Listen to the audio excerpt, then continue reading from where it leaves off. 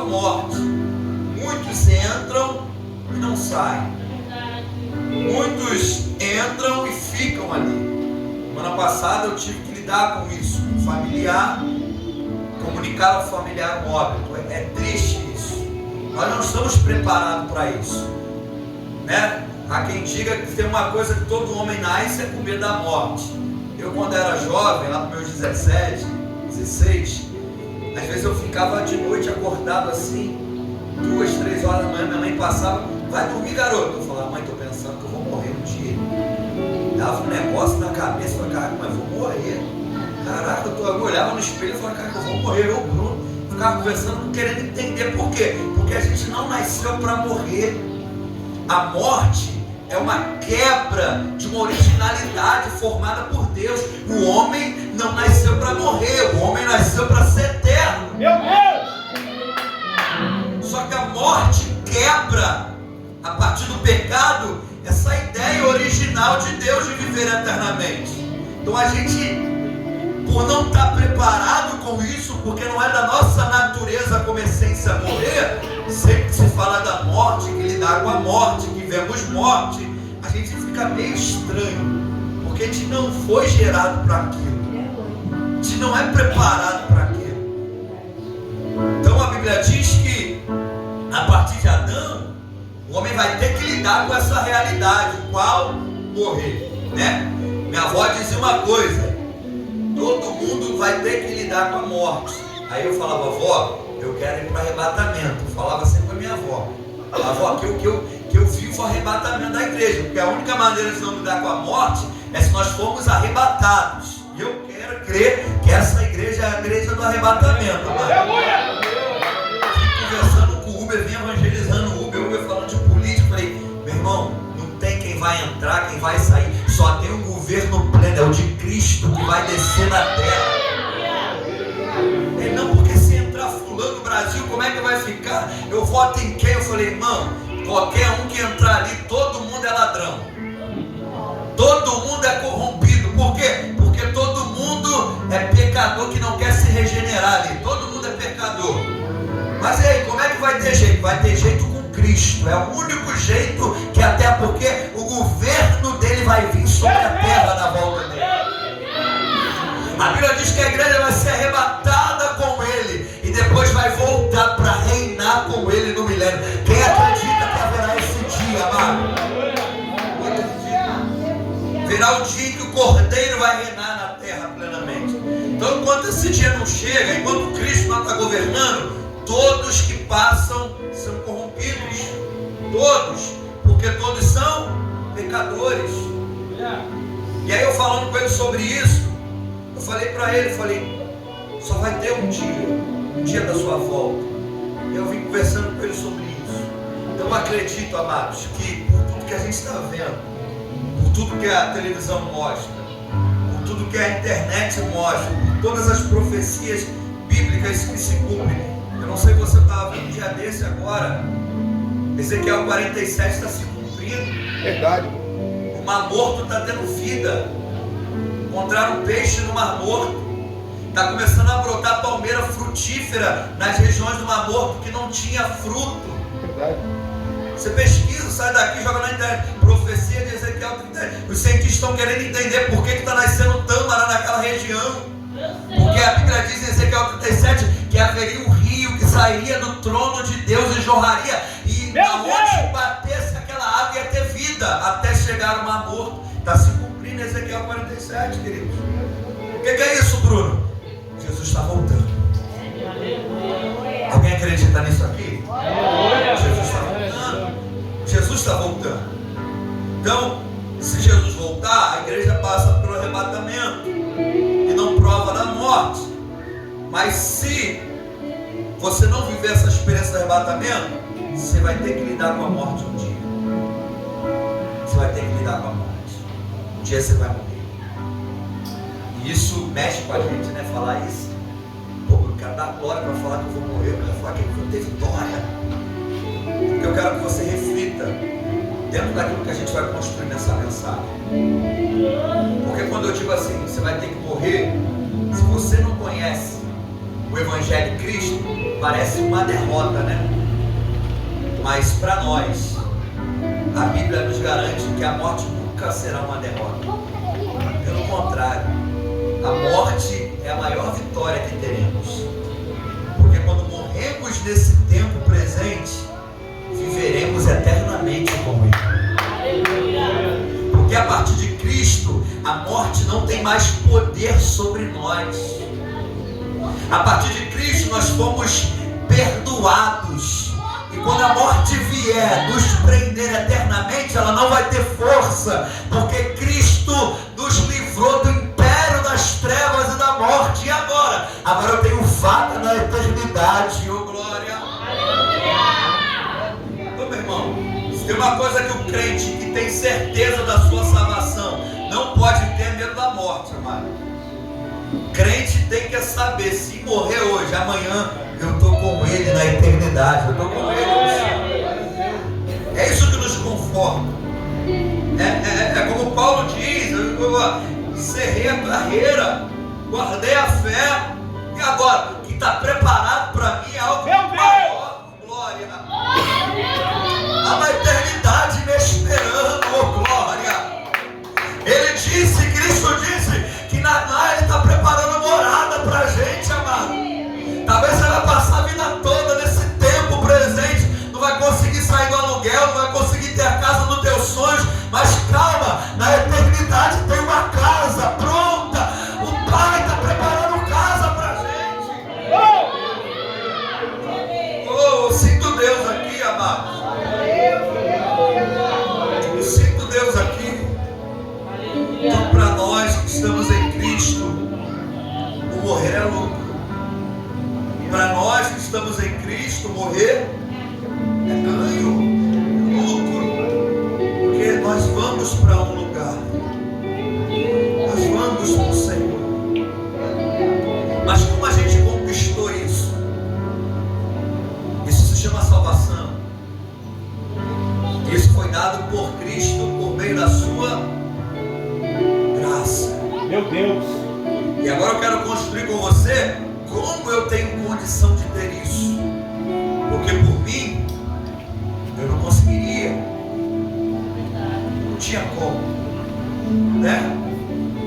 Eu não tinha como pagar para ser salvo. Apesar de em um tempo na história da igreja fizeram isso. Se você estudar a reforma protestante, uma das coisas que fez a igreja se reformar foi que a igreja, naquele contexto antes da reforma, estava vendendo vaga no céu, gente. A venda de indulgência é: entrega esse valor que teu céu, a vaga no céu está garantido. Houve um tempo em que a igreja vendia vaga no céu. É o que a gente chama das indulgências. Mas a reforma veio, e uma dos pilares da reforma, que são as 5 solas, uma da sola vai dizer sola gratia, ou seja, só a graça. Só somos salvos pela graça. Aleluia! De Deus. Não tem como pagar para ser salvo. Foi Ele que pagou o preço de sangue para a gente ter salvação aqui hoje. Só que como isso se deu, como isso aconteceu, como essa dívida foi paga, Bruno? Como que hoje eu tenho salvação, Bruno? Como hoje eu consigo me livrar da morte? Por meio do sacrifício. Eu quero pregar sobre o Cristo crucificado, amados. Quero falar sobre a expressão tetelestai e sobre a salvação que nós temos. Como lemos o texto diz que Jesus está finalizando a sua obra. Jesus está concluindo, versículo 28 diz: e sabendo ele que todas essas coisas estavam sendo terminadas, para que a Escritura se cumprisse. Porque a morte de Jesus na cruz é um cumprimento profético. Se você pegar todo o Antigo Testamento, você vai ver que todo o Antigo Testamento há apontamentos para o dia do Senhor, o dia em que o Senhor enviaria salvação à humanidade. O profeta que deixa isso bem claro para a gente, acho que é o profeta que deixa isso mais transparente, é o profeta messiânico Isaías. Isaías vai dizer que, como cordeiro mudo, ele seria entregue. Isaías vai dizer que ele seria ferido, ele seria humilhado, ele seria esmagado. O castigo que nos traz a paz estava sobre ele. Isaías vai dizer que ele levou sobre si todas as nossas dores, todas as nossas enfermidades.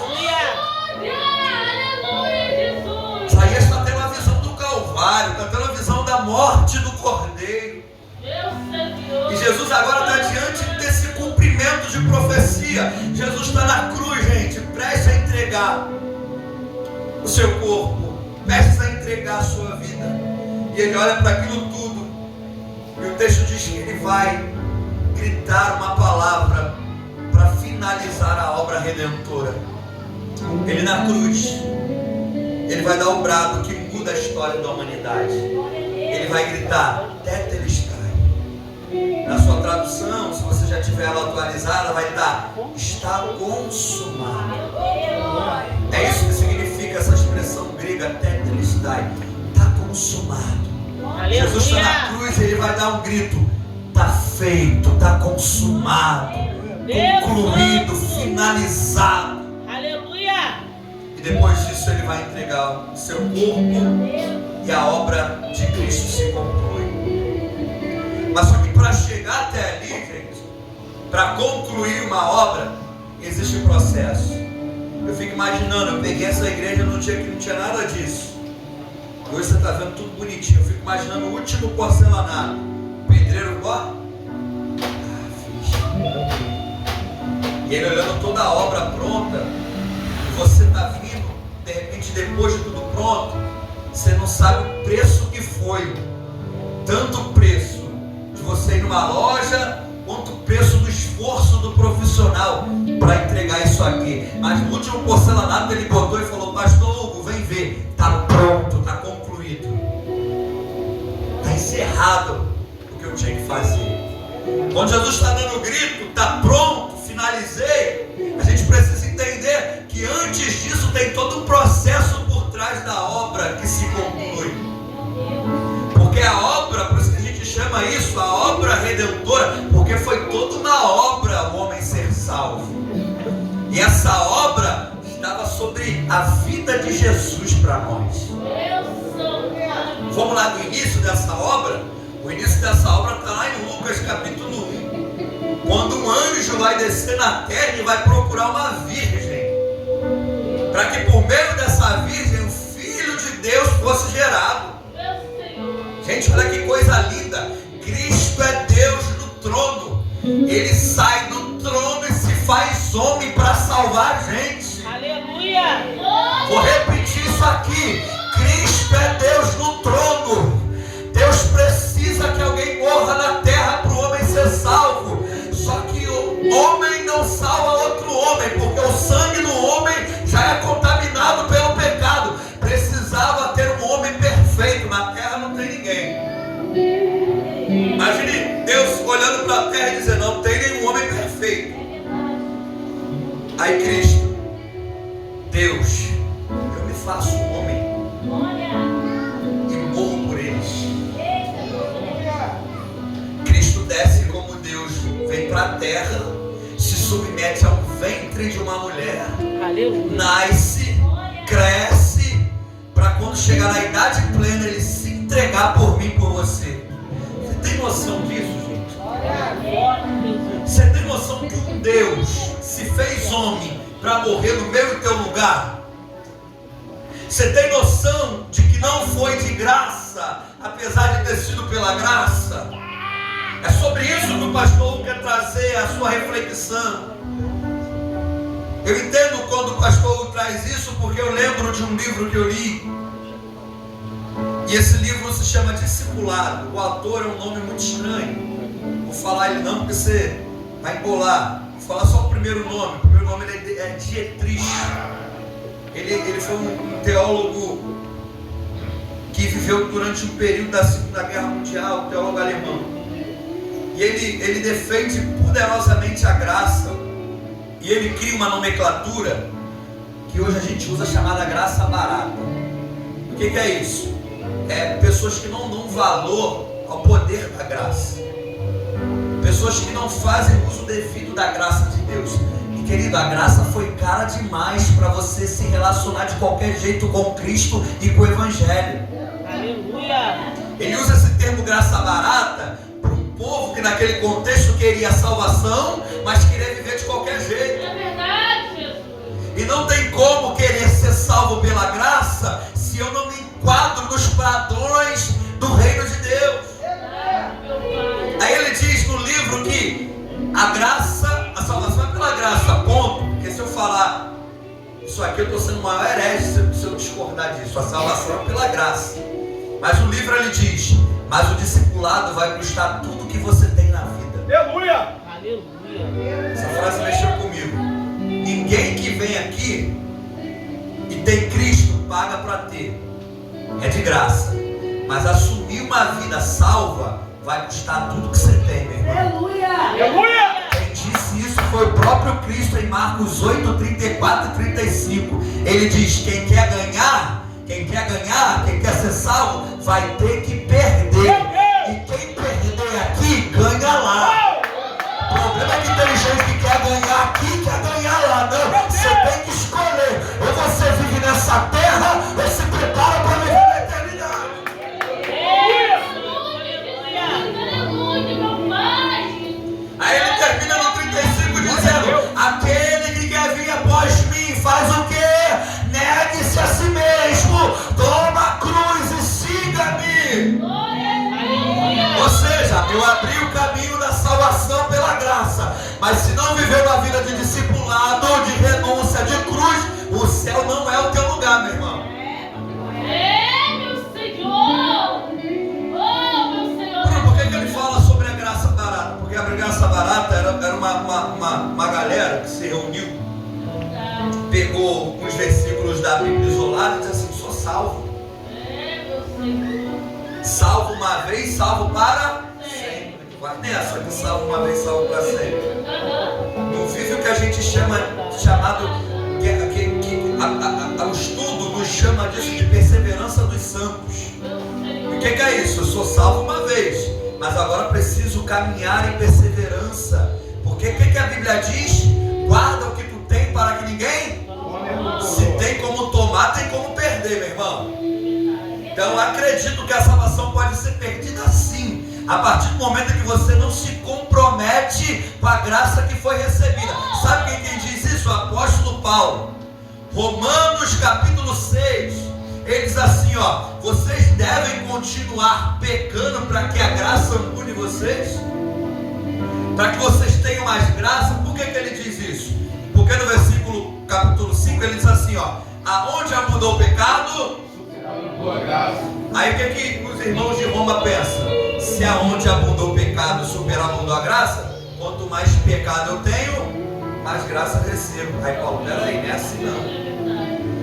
Deixa eu explicar para vocês. Aí olha o que Romanos 6 vai dizer: uma vez alcançados pela graça, vocês estão mortos e não vivem mais no pecado. Então, se essa graça me alcançou, eu não consigo mais pecar, meu irmão. Oh, meu Senhor, não consigo mais. Ah, Bruno, mas todo mundo peca. Eu não estou dizendo do pecado inerente à nossa natureza. Todo mundo peca. Porque a Bíblia diz que aquele que diz que não cometeu pecado já pecou. Só que o que Paulo está dizendo ali é do pecado da iniquidade, é do pecado como prática. Eu sei que isso é pecado e continuo fazendo isso. Oh, meu Senhor. A gente peca todo dia o que a gente chama de pecados involuntários, fazem parte da nossa natureza, só que a gente não está feliz com aquilo, a gente se constrange, pede perdão e fala: Senhor, não queria, pequei, falei, errei. Agora, quando eu vivo na prática do pecado, eu sei que é errado e estou, eu sei que é errado e faço, eu sei que não pode, estou envolvido. Paulo está dizendo: vocês nunca foram alcançados pela graça. Porque quem é alcançado pela graça, abandona, deixa, larga e fala: eu quero viver para Cristo. caminhada cristã, amado, vai custar. A salvação não te custa nada, não. Mas eu tenho gente aqui de cabelo branco aqui, eu posso passar o microfone e sentar para ouvir da mesa. E pergunto às senhoras, senhores, é fácil chegar até aqui? Olha o que vocês renunciaram e continuam renunciando. Olha o que vocês abrem mão. Olha o que vocês mudam na vida de vocês, porque vocês entenderam. Eu sou salvo pela graça, sim, mas eu preciso viver uma vida de santidade. Porque a santidade é o que fecha. Porque a Bíblia diz que sem a santificação ninguém verá a Deus. Então, a partir da graça, eu preciso viver uma vida que vai me custar muita coisa, mas eu sei para onde eu quero ir. Eu sei para onde eu quero ir. Aleluia! Sei para onde eu quero ir. Mas aquele que poderia pagar um preço maior pagou, queridos. Eu falo 3 coisas aqui e encerro. A Bíblia diz que Cristo vai concluir a obra dele. Então, como eu falei para você, a obra de Cristo foi pesada. Se fez homem, como homem cresceu,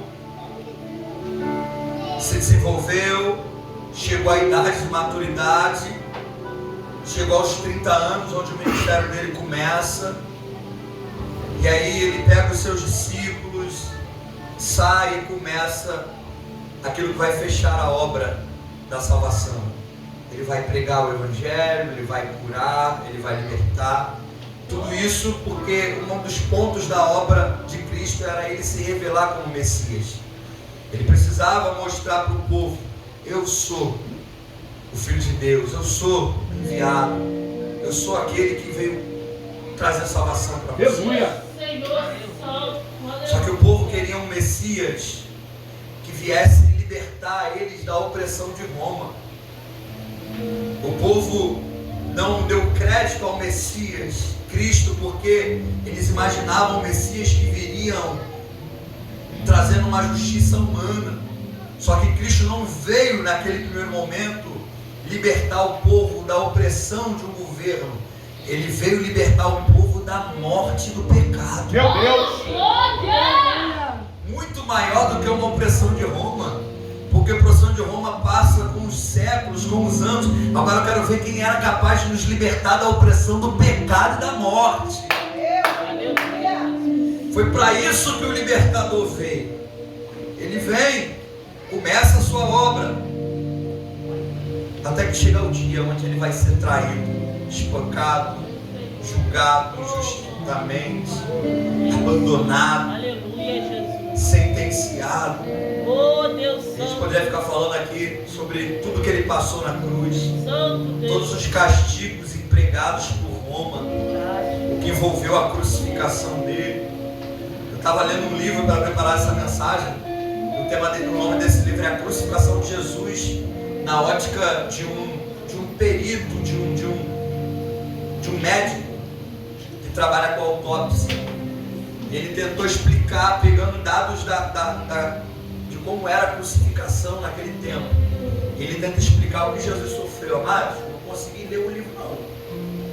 Que quando tu vai vendo que Cristo sofre, que Cristo passou por mim, vai dando um negócio na gente, vai se emocionando, vai dizer: Jesus, obrigado. Porque cada chicotada, cada chute, cada soco, meu Deus, cada cuspido, tapa na cara, Oh, Deus Santo! existe um açoite, uma espécie de chicote que era feito de ossos, com bolas de metal, com pedaços de ferro. Ele vai dizer que quando aquilo batia na pele de Jesus, saíam lascas da pele de Jesus, onde os ossos ficaram à mostra da sua costela. Já parou para pensar que Jesus está sofrendo? Foi pela graça, mas não foi de graça. Glória a Deus! Ele sofreu, escarnecido, cuspido, se fez maldito, porque a cruz era uma condenação de maldição. Paulo vai dizer que ele se fez maldito por nós, ele assumiu um lugar de maldição pela gente. Deus Santo! Aleluia! Meu Deus! Imagina ele agora lá na cruz, todo ferido, sangrando, machucado, agonizando. O texto diz que ele olhou e viu que a obra estava ficando pronta. Ele deu uma palavra, tetelestai. Gente, essa palavra mexeu no mundo espiritual, estremeceu tudo. Por quê? Porque foi o grito da vitória de Cristo na cruz, dizendo: valeu a pena tudo que eu fiz, porque a humanidade está salva pelo meu sangue. Aleluia.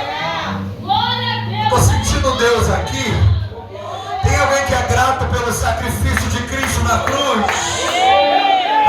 Se a pregação da cruz não te comove, nada mais vai comover a gente. Oh Deus amado, Ele gritou: está pronto. E eu quero falar sobre isso para encerrar. O que significa tetelestai? Que expressão é essa? Você já falou, está consumado. Mas quando a gente estuda essa expressão grega, tetelestai, ela nos ensina muitas coisas. Quando Jesus fala aquilo ali, não é só uma fala, gente. Não é só um brado que ele dá na cruz. Quando ele grita, aquilo ali está significando muita coisa para a humanidade.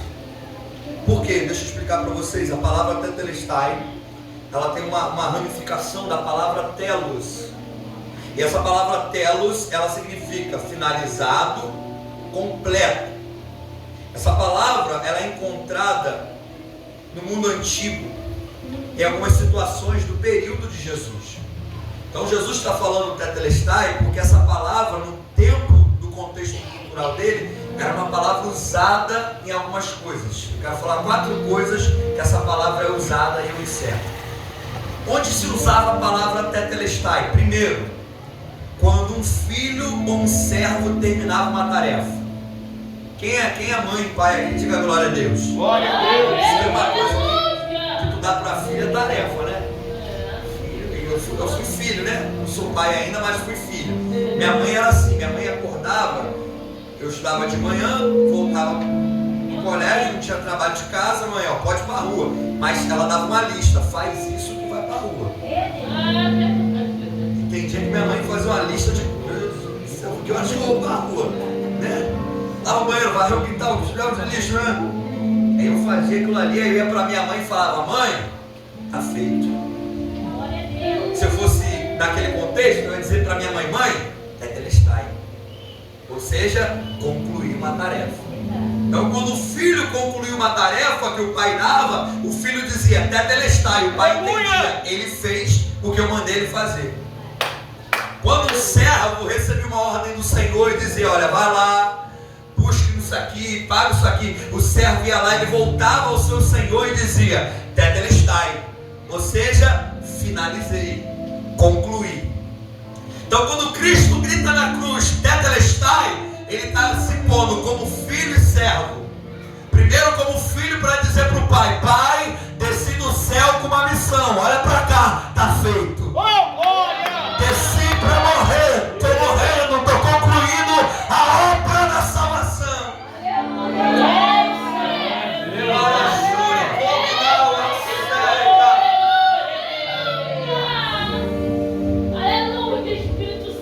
Então, como um filho que diz ao pai, concluir uma tarefa, Jesus está dizendo na cruz para o pai: pai, concluí, finalizei, pai, está feito, tetelestai. Porque ele, como filho, desceu com uma tarefa, morreu. Porque o mundo tinha que ter a remoção dos pecados. Por isso que João Batista, quando vê Jesus, o que João diz? Eis aí, o Cordeiro de Deus, que tira o pecado do... Essa é a tarefa dele. Por que Cristo veio na terra, Bruno? Porque ele veio morrer como um cordeiro para tirar o pecado do mundo. Aleluia! Antes de Cristo, como o pecado era tratado? O pecado era coberto, não tirado. Antes de Cristo, o homem pecou, pega um animal, leva ao sacerdote, o sacerdote matava esse animal, e a Bíblia diz que a morte daquele animal cobria o pecado do homem, ou seja, está ali, só apaziguava a ira de Deus, só cobria. Mas quando Cristo vem, Ele não vem para cobrir nada. João está dizendo, olha o cordeiro que vai tirar. Vai tirar. Por isso que tu olha para a tua vida e fala, como é que eu escapei? Como é que eu saí da droga? Como é que eu saí do álcool? Como é que eu saí do cigarro? Porque o cordeiro tirou o pecado que tu carregava. Hoje limpo.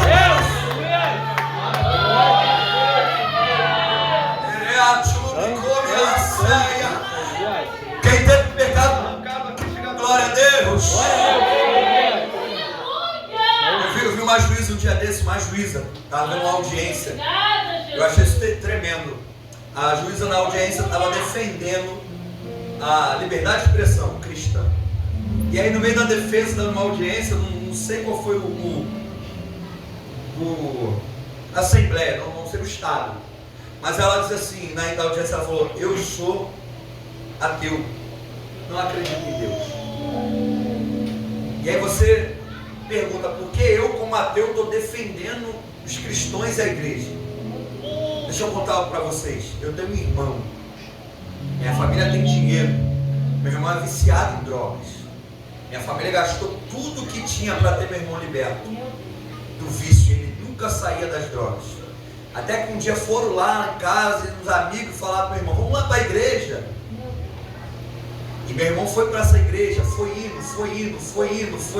E hoje meu irmão é liberto das drogas. Aí no discurso ela fala, porque o que a clínica mais cara do estado não fez, a igreja, pelo poder de Jesus, fez de graça pelo meu irmão. Isso é poder regenerador, querido.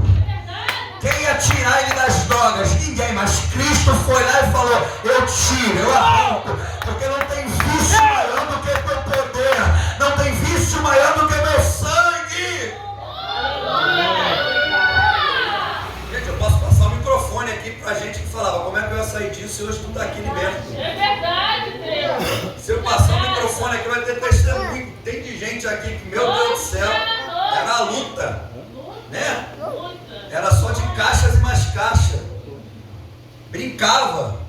Aí tu falou, Bruno, não tem vontade de nada. O que aconteceu? Ele arrancou o pecado. Arrancou o pecado. Hoje tu é lavada e remida pelo sangue de Jesus. Então essa é a obra de Cristo. A obra de Cristo é vir na terra e arrancar o pecado. Cristo fez isso. Arrancando o pecado, automaticamente nós estamos livres da morte. Aí, assim como um filho diz tetelestai, um servo diz para o seu senhor tetelestai. Aí eu lembro do que Paulo diz, eu vou usar uma tradução de equivalência dinâmica, a gente chama, quando a tradução é mais atual, é uma tradução da Bíblia chamada NTLH. E aí no capítulo 2 de Filipenses, olha que a Bíblia diz, naquele texto onde ele fala, né, assumindo a forma de servos, sendo obediente até a morte de cruz, mas no NTLH, olha que quando fala da kenosis, ele se esvaziou, olha como é que a tradução diz, Filipenses 2,7, pelo contrário, ele abriu mão de tudo o que era seu, e tomou a natureza de servo, tornando-se assim igual aos seres humanos e vivendo a vida comum como de um ser humano. E ele foi assim, humilde e obediente até a morte de cruz. Meu Deus! Olha o que essa tradução diz, que ele abriu mão de tudo que era seu, é o famoso kenosis, se esvaziou da sua glória. Cristo tinha tudo isso, aí ele falou, fica aqui, porque eu vou me fazer servo para poder cumprir a tarefa de salvar a humanidade. Aleluia. Tornando-se como um homem e vivendo uma vida comum, uma vida de servo.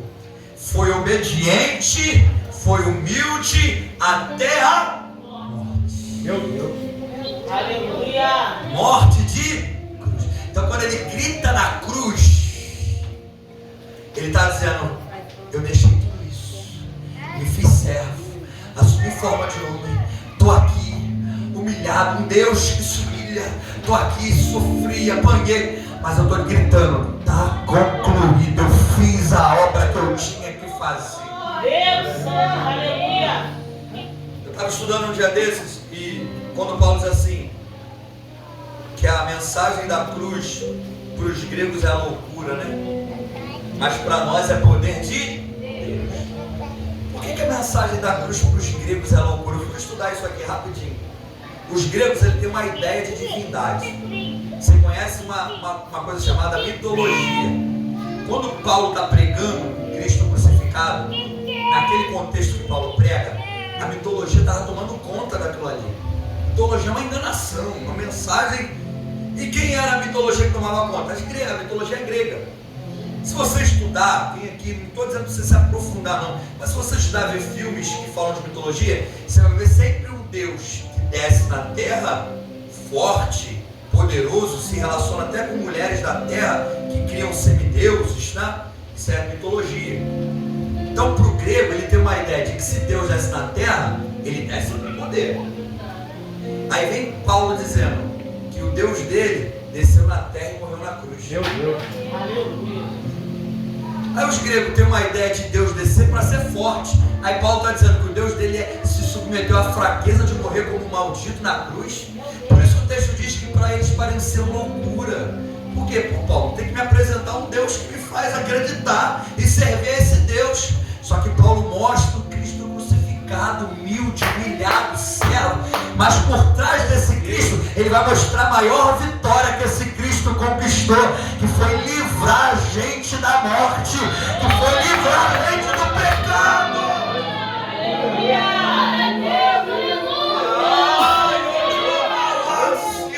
Ele se fez um servo humilde, humilhado, mas ele gritou a vitória dele na cruz: está feito. Então a primeira coisa que serve tetelestai naquele contexto, para isso, servir, para cumprir tarefa. Bruno, qual é a segunda coisa? Caminho para o final, correndo. Qual é a segunda coisa? A segunda coisa que se usava essa palavra tetelestai era quando alguém pagava ou quitava a conta do outro. Estou lá devendo. Deus, aleluia. Estou devendo lá a Dona Maria. Não tem como pagar. As dívidas ficavam presas, cravadas. Aí o pastor vai lá, vê meu nome na dívida e fala assim: vamos pagar a dívida do grupo. Arrancava, ó, tetelestai. Essa expressão era usada para mostrar: não era minha, mas eu paguei, está pago. Da mesma forma que telos significa está feito, telos significa está pago. Então quando Cristo grita na cruz, tetelestai, ele está querendo dizer: estou pagando a dívida que não era minha. Meu Deus. Porque eles lá não tinham como pagar, mas eu estou aqui gritando na cruz: não tem mais dívida nenhuma, porque eu paguei a dívida da humanidade. Glória! Por isso que Colossenses capítulo 2, versículo 14 diz: tendo cancelado o escrito da dívida que era contra nós, removeu inteiramente, cravando na cruz. Quando Cristo sobe na cruz, ele sobe com uma dívida de quem? Nossa. Na cruz ele deixa a dívida lá e fala: paguei, está pago. Não cobra mais da minha filha morte, não cobra mais do meu filho, porque eu estou pagando a dívida dele. Quem teve a dívida paga aqui, dá glória a Deus por isso. Quem teve a dívida paga aqui, diz aleluia por isso. Existia uma cédula contra nós, existia uma dívida contra nós, existia algo contra, mas ele removeu, ele pagou. E como ele pagou, Bruno? E aqui está a pegada do foi pela graça, mas não foi de graça. Por que não foi de graça? Porque tinha que se pagar, amém ou não amém? Amém. Quanto deve alguém, tem que pagar, sim ou não? Sim. Pagar. Fez a dívida, paga. Como é que vai pagar se você... Hoje tem Pix, tem um cartão de crédito, tem Hoje tem vários meios que te faz pagar. Pagar. Naquela época, se fazia uma dívida e também se pagava.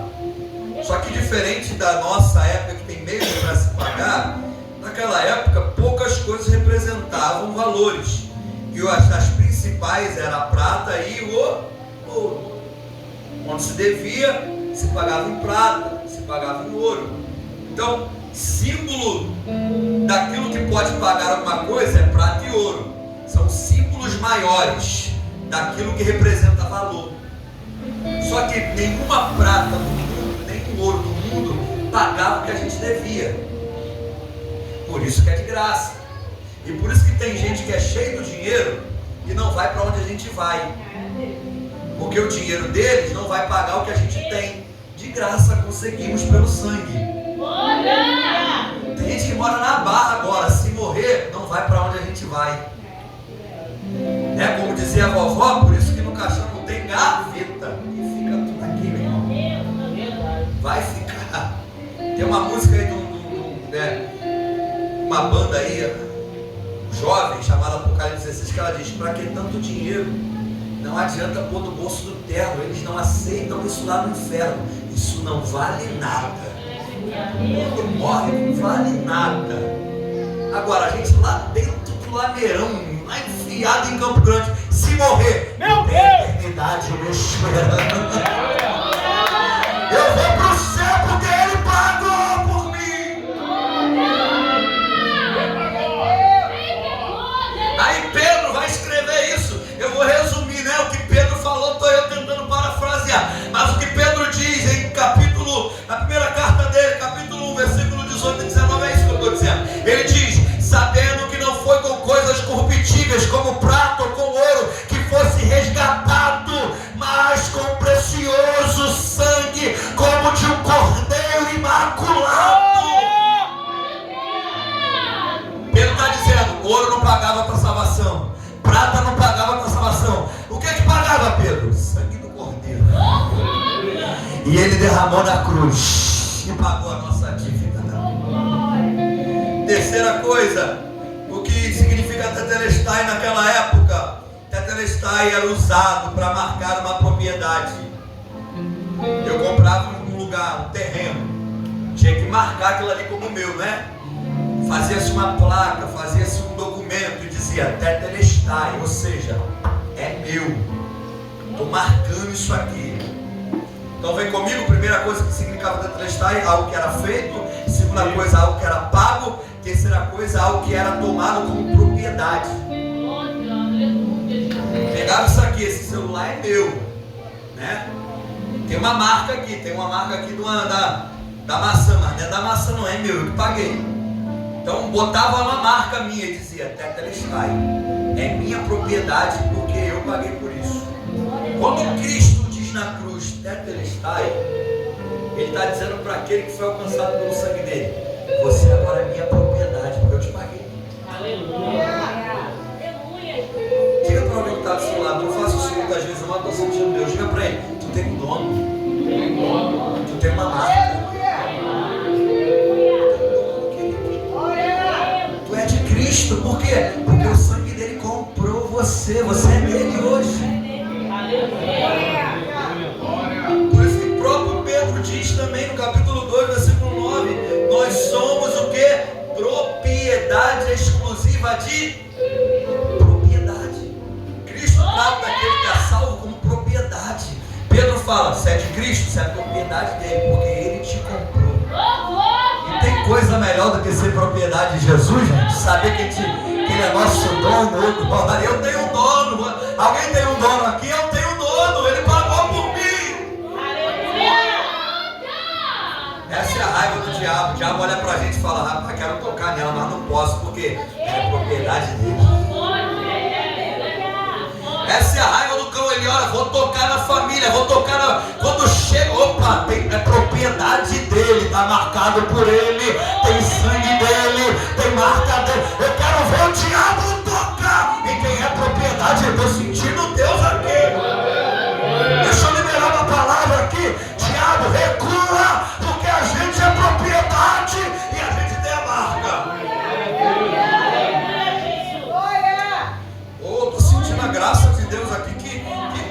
Está abençoado, gente. Diga para alguém que está do teu lado, pega na mão dele e diga: tu tem a marca, tu é a propriedade. Não tema, não tenha medo. Para dele, para dele.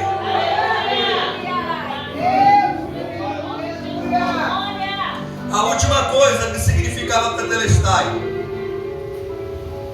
quando o exército romano ia para a guerra, eles voltavam da guerra para anunciar a vitória sobre o inimigo.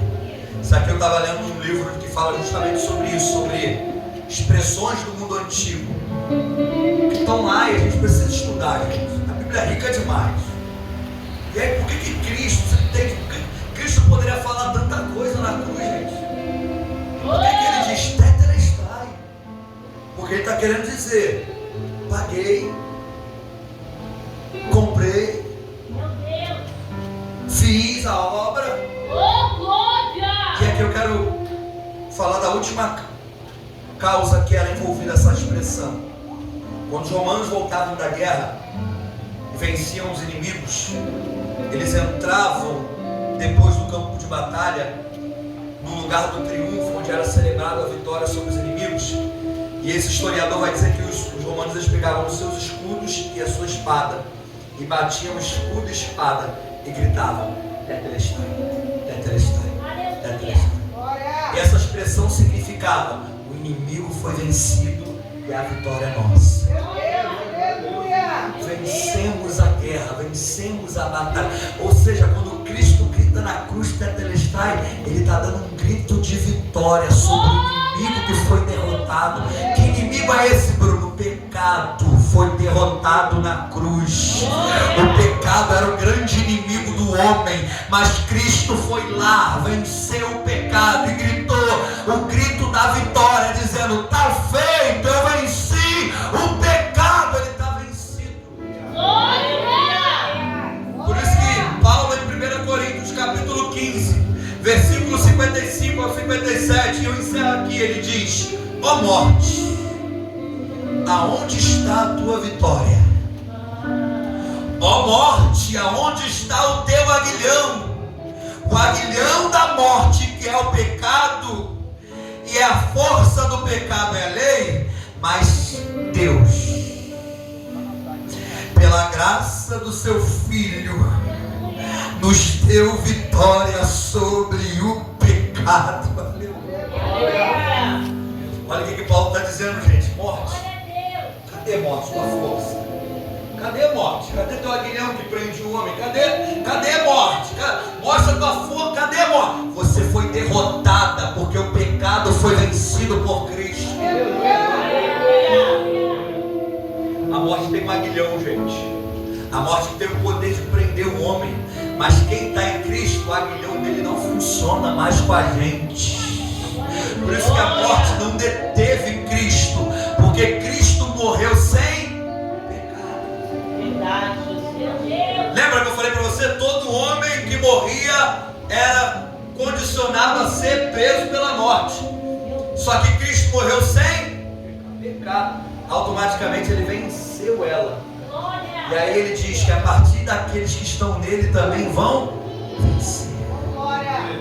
Eu quero que vocês se coloquem de pé comigo. Eu passo ao pastor nessa noite, mas eu quero liberar uma palavra de Deus. Não tema a morte, porque ela já foi vencida por Cristo. Não foi barato, foi preço de sangue. Não de qualquer sangue, sangue do Cordeiro Imaculado. Mas olha a gente aqui, livre da morte. A morte não nos deteve, nem a morte o segurou, nem o inferno o segurou. Não, ele vive, ele vive, ele vive. Ele vive porque ele venceu a morte. Que Deus possa abençoar a sua vida. Que Deus possa abençoar a sua casa. Que Deus possa abençoar teu ministério. Que você tenha recebido essa palavra. Que você entenda, não foi de graça. Apesar de ter sido pela graça. Perdão, pastor. Não foi de graça. mas foi pela graça. Então que Deus abençoe sua casa, Deus abençoe sua vida. Você que recebeu essa palavra, dá uma salva de palmas para Jesus.